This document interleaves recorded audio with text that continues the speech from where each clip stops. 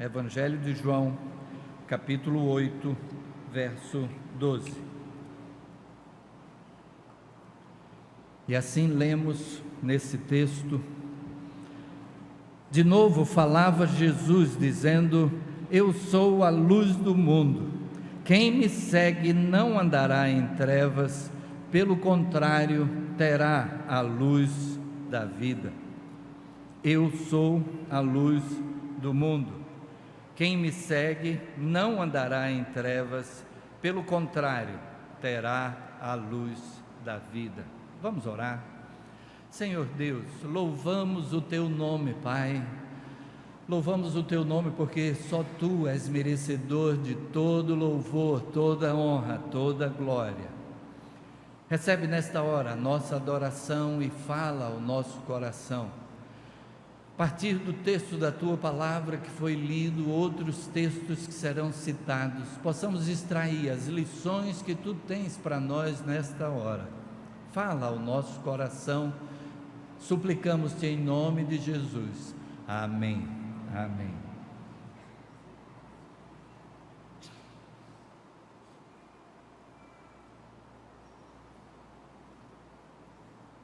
Jesus diz então: eu sou a luz do mundo. Quem me segue não andará em trevas, mas terá a luz da vida. No dicionário, uma definição sobre trevas é exatamente a ausência da luz. E a gente pode pensar na maneira como a luz afugenta as trevas. A gente de fato dificilmente tem uma ocasião em que esteja totalmente em trevas, mesmo quando a gente apaga a luz do nosso quarto, mas pela janela entra alguma fresta de luz, exceto quando falta energia, né, e há uma falta de luz geral, e aí realmente a gente está no meio da escuridão. E qual é a nossa primeira atitude? A gente vai em busca de uma vela, e a gente acende aquela vela, e a gente sai por dentro da casa com aquela vela, e em cada cômodo que a gente entra, onde havia trevas, passa a haver luz. Dos lugares de onde a gente sai, volta a haver trevas, mas por onde a gente passa com aquela vela, a luz é afugentada. Vamos aprofundar um pouco mais este princípio mais adiante. Aqui Jesus fala a respeito de trevas e luz, e de que trevas é que ele está falando? Ele diz que quem me segue não andará em trevas. Quem segue a Jesus, então, tem a condição de poder conhecer o caminho por onde anda. Sem Jesus, as pessoas estão caminhando sem saber mesmo que caminho é esse por onde anda. Porque cada um, sem a orientação de Deus, da sua palavra, do Senhor Jesus Cristo, começa a caminhar na vida do jeito que acha melhor. Cada um do seu jeito, e nós sabemos a expressão que diz que cada cabeça é um mundo. Cada um então, por aquilo que acredita, por aquilo que acha, vai estar assim caminhando. Nessas trevas, então, o primeiro aspecto é de que nelas não se sabe o caminho por onde se anda. E aí, a gente está num mundo tão cheio de corrupção. Quem se envolve em corrupção é porque acha que este é o melhor caminho. Ele acha que aquilo vai fazer com que ele se dê bem na vida. Ele acha que está construindo o melhor para si.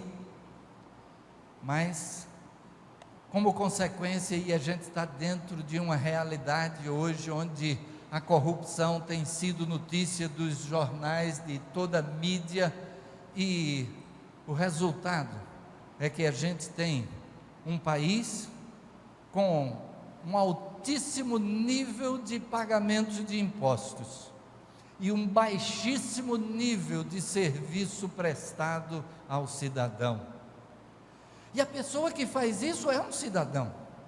Ele não vê que ele está construindo o país que os seus filhos, netos, bisnetos vão receber. Mas ele acha que esse é o melhor, e então corrupção. Mas a gente tem também a questão da violência. E como também a violência é manchete dos jornais. Quem pratica a violência também acha que está se dando bem. O ladrão que vem e comete um assalto, ele vem e lhe surpreende e lhe toma aquilo que é seu de direito. Ele acha que está se dando bem por isso, porque ele não precisou fazer força para adquirir aquele bem, e então ele vai e toma aquilo que ele acha que está fazendo o melhor para si. E o resultado? O resultado é que aqueles que estão envolvidos em violência, as estatísticas apontam como de uma vida bastante breve, bastante curta. E a palavra de Deus é quem diz que aquilo que o homem semear, isso também ceifará. Corrupção, violência, egoísmo. E aí agora atinge a todos nós, porque nós temos a característica de viver para aquilo que é nosso. Até mesmo quando a gente trata com Deus. Veja que a nossa oração é normalmente: Senhor, guarda os nossos filhos, abençoa a nossa família. E quando algo atinge um desconhecido, a gente até que é tocado um pouco, mas está à distância. Quando atinge a nós mesmos, aqueles que estão próximos a nós, aí a gente sente muito mais de perto.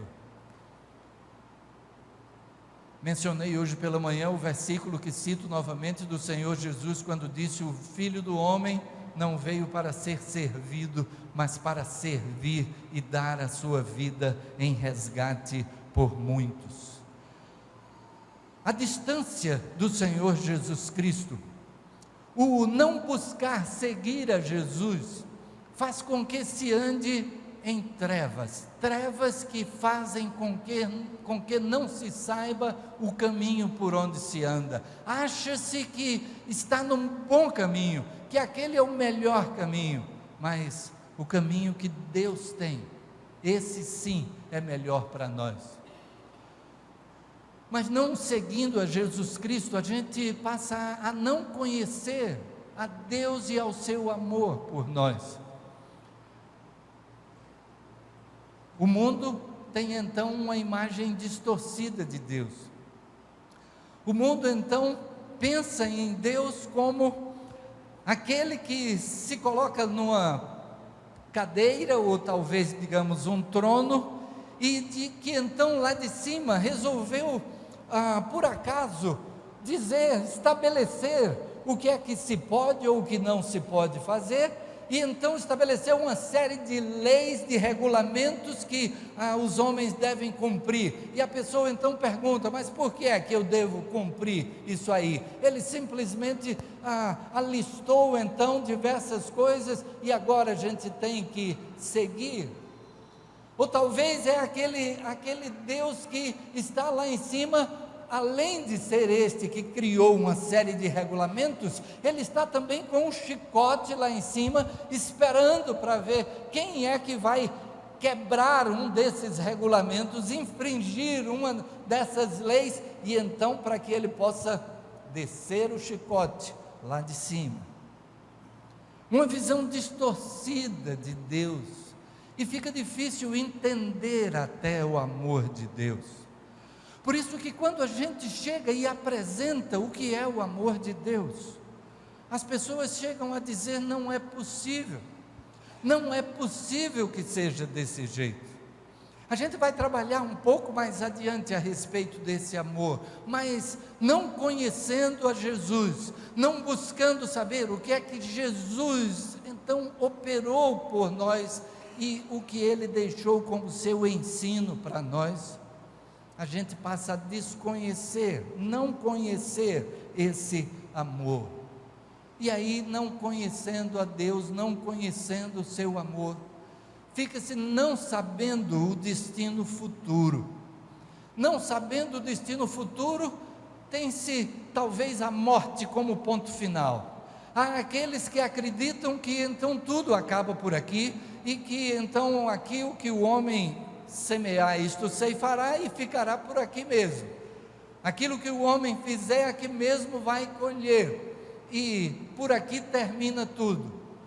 Ou talvez até que a morte seja algo desconhecido, que a morte então nos coloca diante de uma realidade que não se possa conhecer, e não se podendo conhecer a morte, fica-se com o receio da condenação que venha após ela, diante desse Deus que é justo juiz. O que é que estará reservado? Não conhecendo a Jesus Cristo, vive-se em trevas, mas a palavra de Deus diz que Deus é luz.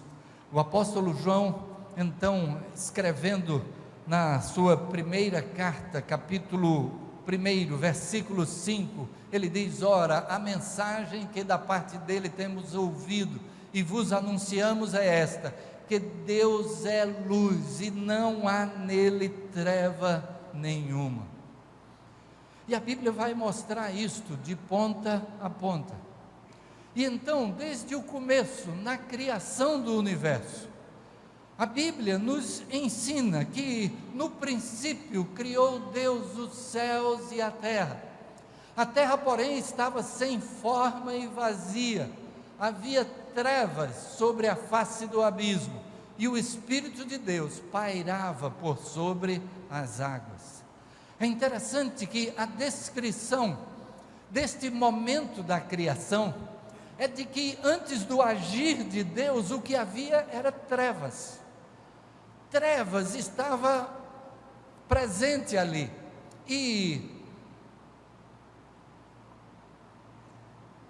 a gente fica olhando para esse versículo até sem poder compreender exatamente o que é que ele diz, né? O escritor, pela revelação de Deus, coloca ali uma imagem do que é que havia antes de tudo, e diz: a terra estava sem forma e vazia. Eu confesso aos irmãos que quando eu era menino, lia esse versículo e pensava numa bola murcha, né? Algo sem forma e vazio, mas é a maneira de dizer que o que havia antes não tinha forma, era vazio, era em trevas. Mas aí o versículo seguinte: disse Deus: haja luz, e houve luz. E viu Deus que a luz era boa, e fez separação entre a luz e as trevas. Pela palavra de Deus, então, de repente, passa a existir luz. E eu creio firmemente que esta narrativa resume aquilo que a ciência hoje aponta como o Big Bang. Um momento quando não havia nada, mas de repente, de uma grande quantidade de energia, há uma explosão, e a matéria é criada a partir da energia. Disse Deus: haja luz, e houve luz. E o texto continua dizendo: e viu Deus que a luz era boa, e fez separação entre a luz e as trevas. A luz estará sempre afugentando as trevas. Onde há luz, não há trevas. Tem um hino do cantor cristão que eu acho bastante interessante. Acho que já há bastante tempo a gente não canta este hino, e não sei quantos lembram da letra e podem acompanhar na primeira estrofe, quando diz: Se nos cega o sol ardente, quando visto em seu fulgor, quem contemplará aquele que do sol é criador? E quando a gente pensa nesse Big Bang que formou todo o universo, e a gente pensa que o universo inteiro é apenas uma criação de Deus, e a gente pensa então em quem é esse Deus que a Bíblia apresenta como aquele que é luz. Eu vou apenas citar outro trecho, ou talvez a gente pudesse cantar outra parte desse hino, quando diz: luz para qual o sol é trevas, quem te pode contemplar? Nossos olhos nos humanos não te podem encarar. Ele diz então que luz para a qual o sol é trevas, nossos olhos nus, humanos, não te podem encarar.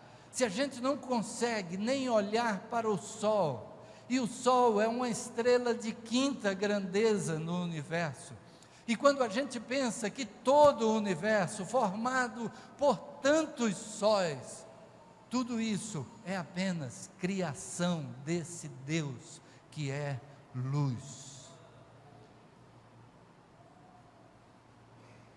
E aí Jesus se apresenta como a luz do mundo. Agora a gente volta então para o texto de João, capítulo 8, versículo 12, que lemos a princípio.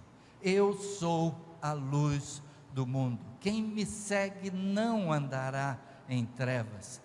E o mesmo João, no capítulo 1, versículo 4, ele diz: a vida estava nele, e a vida era a luz dos homens.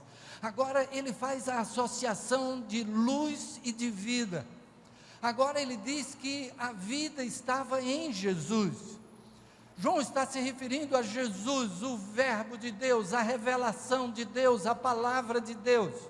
E agora ele diz que nele estava a vida. E a vida é a luz dos homens. E a luz resplandece nas trevas, e as trevas não prevaleceram contra ela.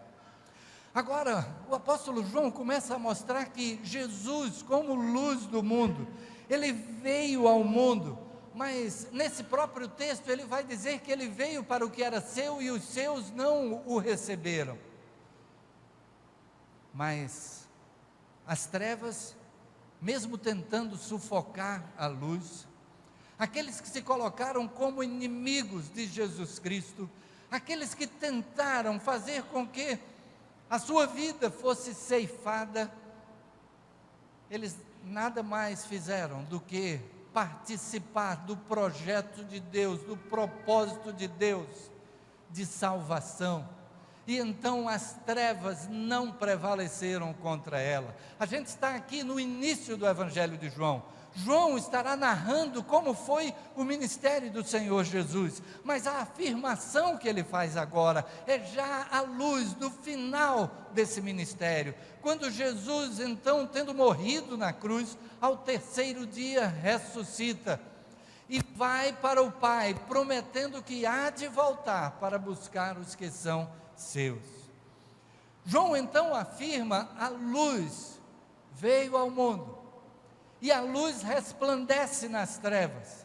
Cristo veio num mundo de trevas.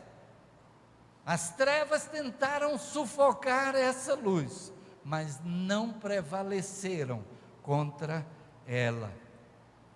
E aí o versículo 9 vai dizer: a saber, a verdadeira luz que vinda ao mundo ilumina a todo homem. É por isso que Jesus diz que quem me segue não andará em trevas, porque Jesus é a luz que ilumina a todo homem. Nós dissemos que aquele que está em trevas não sabe o caminho para onde anda. E Jesus, ao se apresentar como luz do mundo, é para que o homem saiba o caminho por onde anda. João capítulo 3, verso 20 diz: pois todo aquele que pratica o mal aborrece a luz e não se chega para a luz, a fim de não serem arguídas as suas obras. Efésios capítulo 5, versos 8 e 9, nos diz: pois outrora erais trevas, porém agora sois luz no Senhor, andai como filhos da luz, porque o fruto da luz consiste em toda bondade e justiça e verdade. O caminho que Deus tem para o homem é o caminho da bondade, da justiça, da verdade. E quando bondade, justiça e verdade prevalecem, então não existe aquilo que citamos a princípio de corrupção, de violência, de egoísmo. Bondade, justiça e verdade. E a palavra de Deus então nos traz ensino a respeito disso, que deve fazer parte da nossa vida. A nossa vida deve estar investida no cultivo disso. E é por isso que, a respeito da palavra de Deus, então no Salmo 119, aí ficou só o número do versículo, né? Salmo 119, verso 105, vamos ler juntos? Lâmpada para os meus pés é a tua palavra e luz para os meus caminhos. Jesus se apresenta como a luz do mundo, porque debaixo daquilo que Ele tem para revelar a nós, nós estaremos tendo lâmpada para os pés e luz para o caminho, sabendo em que é que se está pisando e sabendo o que vem à frente. E então, para que o homem saiba o caminho por onde anda, mas também para que o homem tenha o conhecimento do amor de Deus. Cristo veio e Ele revelou na sua própria vida, no seu ministério, o amor de Deus. Não teríamos o conhecimento da profundidade do amor de Deus sem o ministério de Jesus, a missão que Ele veio cumprir entre nós. Romanos capítulo 5, versículo 8, mas Deus prova o seu próprio amor para conosco, pelo fato de ter Cristo morrido por nós, sendo nós ainda pecadores. O amor de Deus é ao ponto de que Cristo vem para morrer por nós, sendo nós ainda pecadores, tendo nós dado as costas para Deus, estando vivendo a vida do seu jeito, não atentando para aquilo que seria o propósito de Deus para a nossa vida, mas ainda assim, Deus nos ama e Jesus Cristo vem para a nossa salvação. Jesus Cristo vem para que mesmo essas pessoas que estão vivendo contrariamente à vontade de Deus, todos nós possamos ter perdão, salvação. E então Ele prova o seu amor para conosco, em que Cristo morreu por nós, sendo nós ainda pecadores.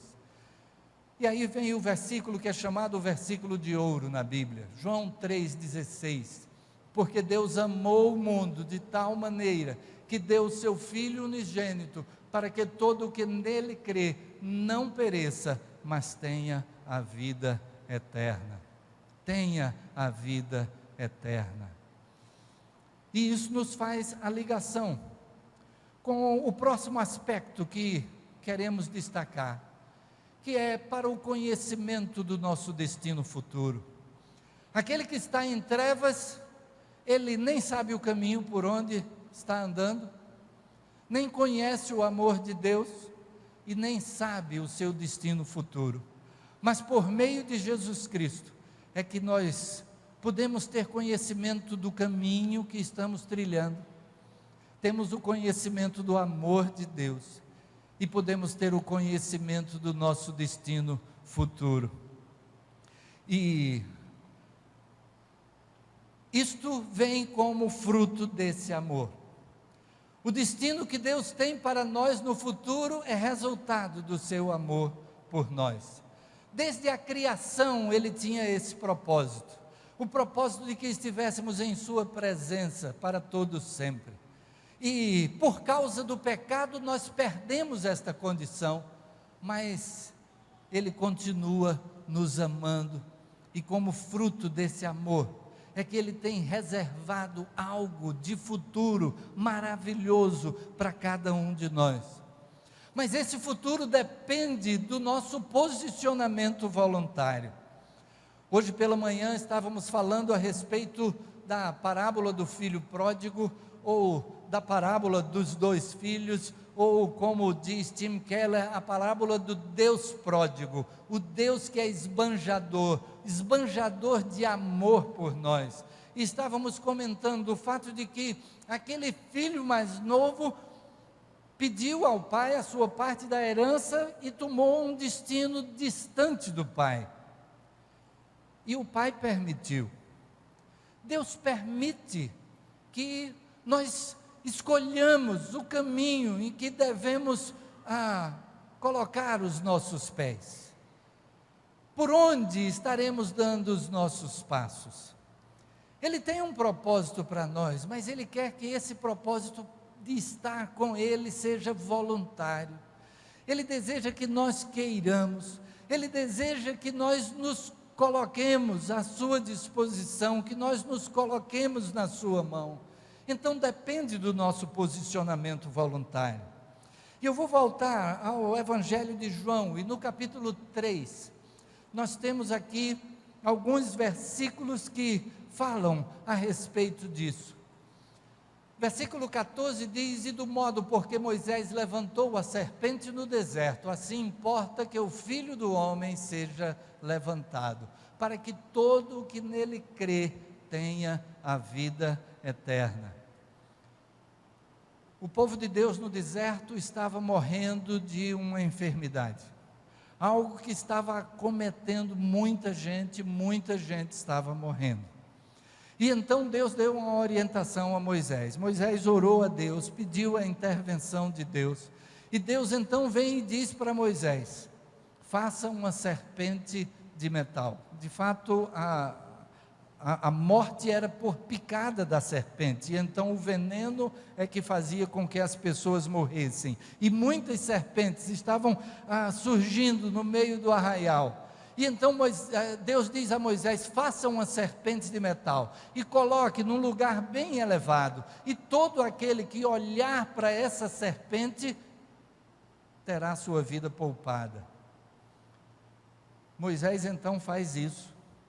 E agora imagine que alguém é picado por uma serpente venenosa, e o que é que precisa fazer?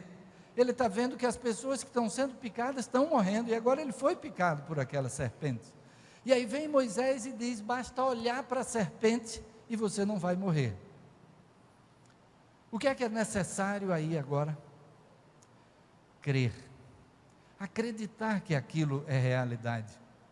E então a pessoa, ao ser picada, e agora? Eu devo procurar olhar para a serpente? Ou não vai adiantar nada, esse veneno vai me matar mesmo? Mas aquele que olhava para a serpente ficava curado. E agora, João vem e registra as palavras de Jesus quando diz: da maneira como Moisés levantou a serpente no deserto, assim importa que o Filho do Homem seja levantado, para que todo o que nele crê tenha a vida eterna. Cristo foi levantado numa cruz, foi levantado naquela cruz, e naquela cruz ele estava levando sobre si o nosso pecado, ele estava morrendo a nossa morte, ele estava assumindo a nossa condenação, para que todo aquele que nele crê tenha a vida eterna. Porque Deus amou o mundo de tal maneira que deu o seu Filho unigênito, para que todo o que nele crê não pereça, mas tenha a vida eterna. E o Senhor Jesus continua dizendo: porquanto Deus enviou o seu Filho ao mundo, não para que julgasse o mundo, mas para que o mundo fosse salvo por ele. Quem nele crê não é julgado. O que não crê já está julgado, porquanto não crê no nome do unigênito Filho de Deus. E o julgamento é este, que a luz veio ao mundo, e os homens amaram mais as trevas do que a luz, porque as suas obras eram más. Para o conhecimento do nosso destino futuro, um destino que é colocado à nossa disposição como fruto desse amor de Deus que nós conhecemos por meio de Jesus Cristo. Sem Jesus Cristo, talvez a gente estivesse naquela mesma condição, de um bocado de leis que precisam ser cumpridas para que se possa ter no julgamento de Deus a aprovação final. Mas a lei que foi dada a Moisés, que foi preservada na nação de Israel, apenas nos mostra que nós somos incapazes de cumpri-la totalmente. Por isso a palavra de Deus vem e diz lá em Romanos: todos pecaram e destituídos estão da glória de Deus. Diz também: não há um justo, nenhum sequer. E porque todos pecamos, todos precisamos de Deus. E também ali em Romanos nós vamos encontrar: porque o salário do pecado é a morte, mas o dom gratuito de Deus é a vida eterna, por meio de Cristo Jesus, nosso Senhor. Cristo veio para ser a luz do mundo. Ele veio para que nós pudéssemos ter o conhecimento de Deus, conhecimento do seu amor por nós, que pudéssemos ter a oportunidade de voluntariamente dizer para Deus: Deus, sim, eu quero que a salvação que Jesus operou na cruz seja realidade para a minha vida. A gente tem a oportunidade de compartilhar isto com pessoas à nossa volta, da gente ser instrumentos de Deus para que outras pessoas possam ter esse conhecimento, da gente poder fazer com que, através da nossa vida, outras pessoas venham a saber desta verdade, de que Cristo veio para a nossa salvação. E o que fica como pergunta é: quem é Jesus para você? Quem é Jesus para mim? E neste momento eu citei que Jesus veio para que conhecêssemos o amor de Deus, para que pudéssemos ter esta oportunidade de voluntariamente entregarmos-nos a Ele e definir este destino futuro que Ele tem para nós.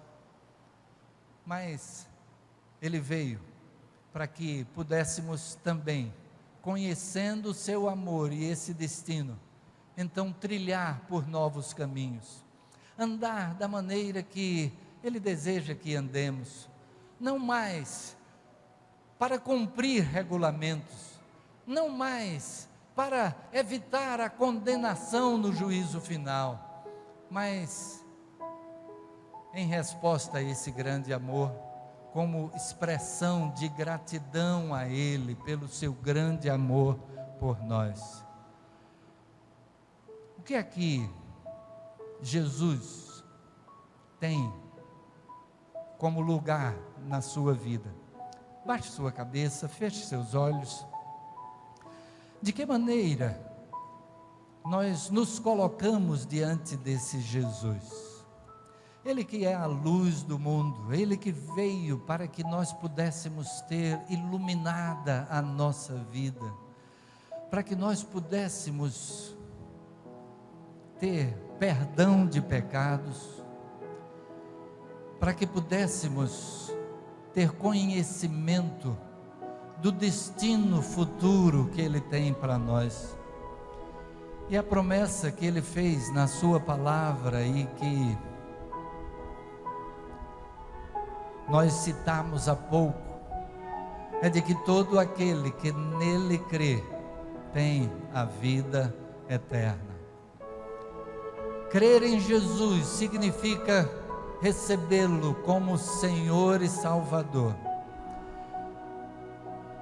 Que a salvação que Ele operou na cruz, agora nós possamos desfrutar dela, possuí-la. E então, a pergunta que fazemos hoje é: você já recebeu a Jesus como seu Salvador e o seu Senhor?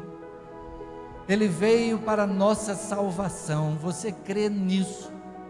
Você crê colocando a sua vida nas mãos desse Jesus que é Salvador? Se você ainda não deu este passo, este é o momento. Este é o momento de você dizer: sim, Jesus, eu quero que Tu sejas o meu Salvador. Eu quero que a minha vida seja iluminada por Ti. Eu quero que o meu caminho seja o caminho que é iluminado por Ti e pela Tua palavra. Eu quero que Tu sejas o Senhor da minha vida. Se alguém aqui quer dizer isso para Jesus nesta hora, e você faz isso do seu coração para o coração de Deus, e Deus ouve a sua oração, perguntamos então, se você deseja receber a Jesus como seu Salvador, dê-nos um sinal levantando uma das mãos. Este é um testemunho público daquilo que vai no seu coração, daquilo que no seu coração você já decide, dizendo: sim, eu quero que Jesus seja o meu Salvador e o meu Senhor. Quando pedimos para você levantar a mão, é porque o Senhor Jesus disse: aquele que me confessar diante dos homens, eu o confessarei diante do meu Pai que está nos céus. É a oportunidade então de você testemunhar que entendeu que Jesus é Salvador, que Jesus pagou o preço da sua salvação, do perdão do seu pecado, e que agora você entrega a sua vida diante dele.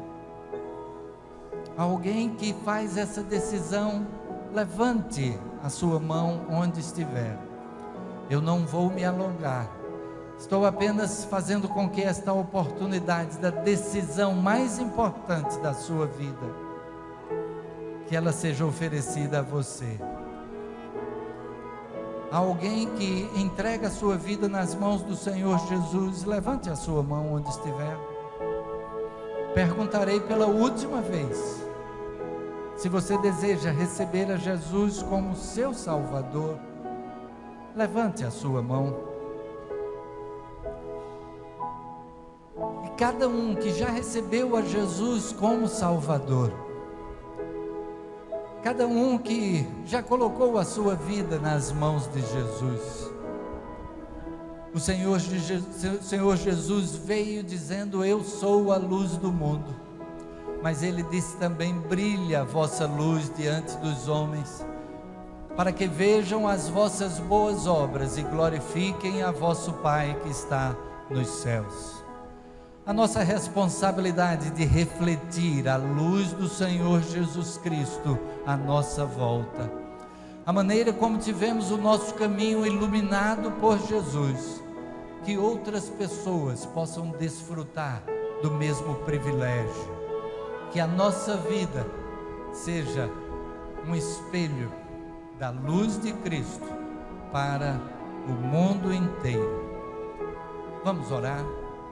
Senhor Deus, louvamos o Teu nome, Pai, agradecemos pelo Teu amor por nós, porque Jesus veio ao mundo para ser Salvador, porque Ele veio para ser luz, e assim podermos ter o conhecimento do caminho que Tu tens para nós, ter conhecimento do Teu tão grande amor, ter conhecimento do destino futuro que preparaste para cada um de nós.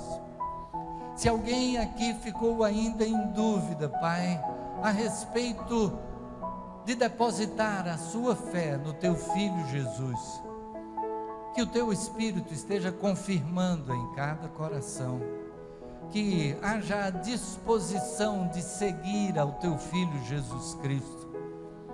E como Ele próprio disse, quem me segue não andará em trevas, mas terá a luz da vida. E assim, Senhor, que possa estar desfrutando da vida e vida abundante que o Teu Filho veio trazer a nós. Recebe a nossa adoração, o nosso louvor. Continua a falar ao nosso coração ao longo da semana, que possamos estar sensíveis à Tua voz, meditando na Tua palavra, em comunhão, em oração contigo, e que o guiar do Teu Espírito na nossa vida se faça sentir em cada momento. Continua a falar a cada um de nós, é a nossa oração em nome de Jesus. Amém, amém. Gostaríamos de agradecer aqueles que estiveram conosco como visitantes nesta noite. Possam repetir a visita sempre que possível, estaremos de braços abertos. Também aqueles que participam deste culto através da internet, que Deus abençoe ricamente a vida de cada um, como desejamos para todos os que aqui estão. E fica o convite para que, sendo possível, esteja conosco presencialmente, para unirmos as nossas vozes no louvor, na adoração desse Deus de amor, desse Deus que é luz, esse Deus que é criador de todo o universo, mas atenta para cada um de nós individualmente. Que Deus a todos abençoe. Amém.